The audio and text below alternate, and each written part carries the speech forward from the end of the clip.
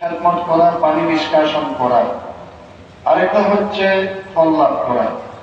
তিনটা মৌসুম একটা চাষাবাদ শেষ করতে যেমন লাগে, বীজ রোপণ করা, পানি নিষ্কাশন করা, ফল লাভ করা, যেমন তিনটা মৌসুম, সেই রকম ইবাদতের মৌসুমে শাবান মাস, রজব মাস, শাবান মাস, রমজান মাস, এটা হচ্ছে এই ইবাদতের মৌসুম।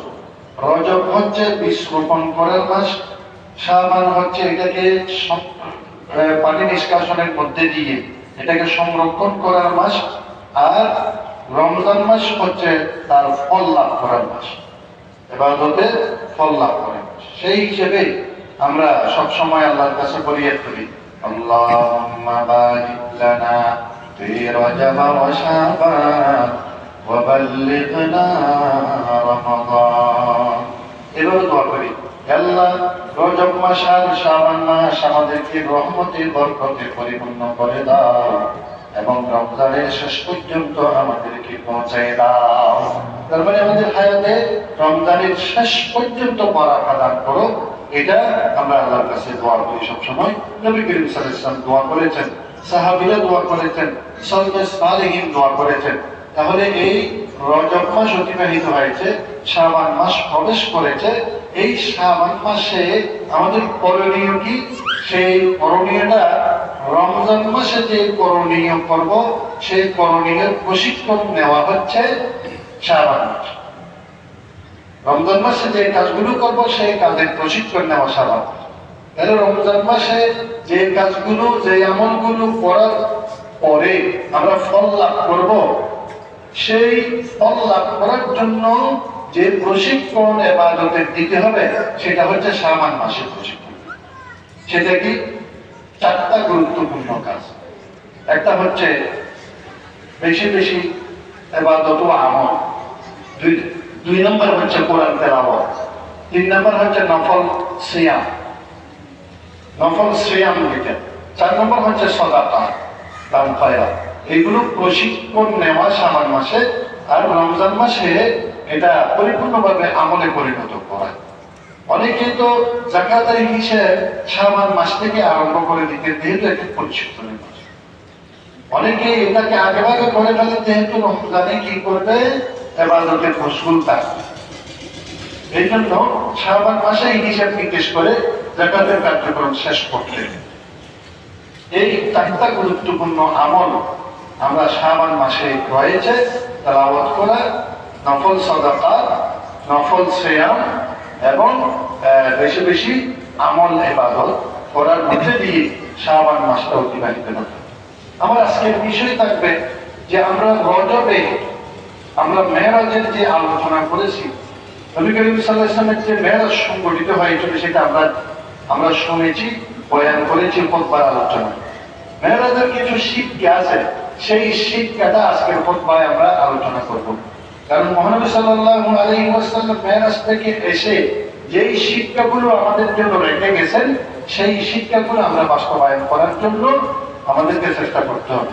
আর ওই শিক্ষাগুলো আমরা শাবান মাসেও বাস্তবায়ন করার জন্য চেষ্টা করব, যাতে রমজান মাসে সেই শিক্ষা বাস্তবায়নের মধ্যে দিয়ে আমরা সফলতা অর্জন করতে পারি। এক নম্বর শিক্ষা কি? وَقَضَى رَبُّكَ أَلَّا تَعْبُدُوا إِلَّا إِيَّاهُ। মহান রবের সিদ্ধান্ত হচ্ছে একমাত্র তার ইবাদত করা, তিনি ছাড়া আর কোনো ইলাহ নেই। তাহলে এই শিক্ষা রজবের অর্থাৎ মেরাজের শিক্ষার মধ্যে এক নম্বর শিক্ষা হচ্ছে আল্লাহ তা'বুদু ইল্লা ইয়াহু, আল্লাহর ইবাদত করবে, তিনি ছাড়া আর কোনো ইলাহ নেই। তাহলে পৃথিবীর মধ্যে আর কোনো কিছুর, কোনো সৃষ্টির ইবাদত করা যাবে না, কোনো গাছের পাশে ইবাদত করা যাবে না, সৃষ্টি বস্তুর ইবাদত করা যাবে না, পাহাড়, সাগর, নদী এগুলোর ইবাদত করা যাবে না, জঙ্গলের কোনো ইবাদত করা যাবে না, মানুষের কোনো ইবাদত করা যাবে না। ইবাদত করতে হবে একমাত্র লা ইলাহা ইল্লাল্লাহ। এই জন্য আল্লাহ বলেছেন বনী ইসরাঈলের 23 নম্বর আয়াতে, وَقَضَى رَبُّكَ أَلَّا تَعْبُدُوا إِلَّا إِيَّاهُ। কুরআন শরীফে আল্লাহ সুবহানাহু ওয়া তাআলা এক জায়গায় আল্লাহ বলেন যে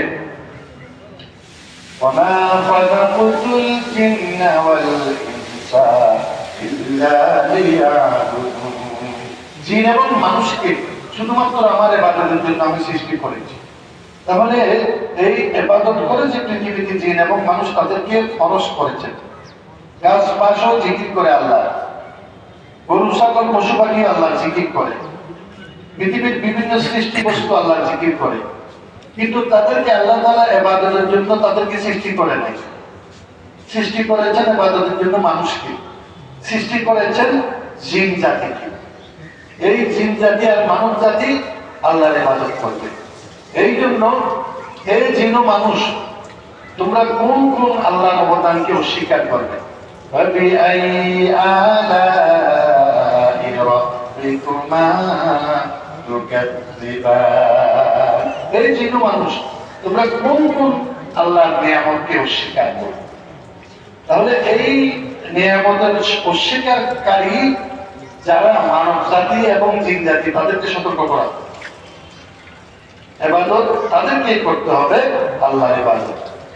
এই জন্য আল্লাহর সিদ্ধান্ত এক নাম্বার এটা, যেটা আল্লাহর ইবাদত। দুই নাম্বার হচ্ছে ওয়াবিল ওয়ালিদাইনি ইহসানা, পিতামাতার প্রতি সদাচরণ করা, পিতামাতার সাথে সদ্ব্যবহার করা। এই পিতামাতার সদ্ব্যবহার, তাদের মধ্যে একজন থাকুক অথবা দুইজন থাকুক অথবা দুইজনেই মারা যায়, তাদের জন্য দোয়া করার জন্য আল্লাহ শিখিয়ে দিয়েছে। পিতামাতার জন্য আল্লাহ আমাদেরকে দোয়া শিখিয়ে দিচ্ছেন, রব্বির হামহুমা কামা রাব্বায়ানি সগীরা। এটা আল্লাহ শিখিয়ে দিচ্ছেন। আর এই কাজ বান্দারা তাদের মা বাবার জন্য কিভাবে ইবাদত করবে, বাক্যগুলো কিভাবে বান্দার জন্য কিভাবে দোয়া করবে, কি বাক্য উচ্চারণ করবে, সেটা শিখিয়ে দিলেন।